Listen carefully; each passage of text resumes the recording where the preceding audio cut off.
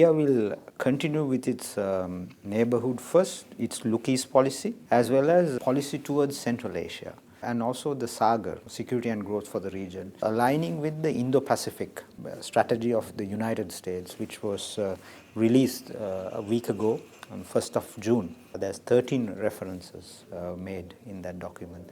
So about the Sri Lanka strategic position, about Chinese investment in Sri Lanka, about how the neighbor India and Sri Lanka relationship. Sri Lanka, I think, with its geostrategic position, which is again highlighted in the book about the sitting at the sea lines of communication, is an important partner to United States. President Sirisena mentioned in his election manifesto, saying that he's following a balanced and Asia-centric policy. The balance has to be, balancing the triple sphere of influence, which is the US, India, and China.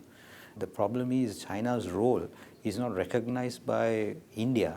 We have recognized the BRI. Every other country has recognized BRI, but except for India. China is a significant, a growing power. It's a journey that Sri Lanka need to sort of craft. Present leaders as well as the future leaders need to understand the balancing of the foreign policy and getting the maximum benefit for our people. Professor Abe Gunasekara also talked about how Sri Lanka must ensure its own national interest in the global power struggle. Hambantota, we wanted it, port. We wanted Matala. Aircrafts are not coming is not their concern. It is our concern. We thought it would be a very strategic place. We wanted it. We have decided to give Japan and India for Trincomalee. So we decide. So our national interest has to be always looked at when we are deciding on certain strategic projects. Because when you decide on strategic projects, it's for long term. Leasing out of these properties also has to be discussed. It was never discussed at the parliament. These are flaws in our policy making. Prime Minister Modi's visit, so that shows the India's interest. So Seychelles, Mauritius, Maldives and Sri Lanka is always in the Indian map.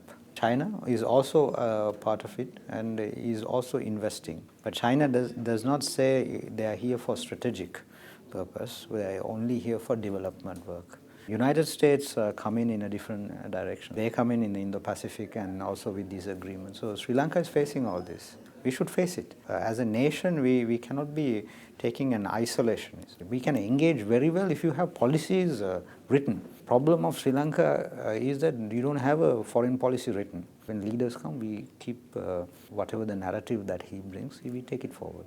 But that shouldn't be the case. Nations should have clear articulated policies to create a national policy.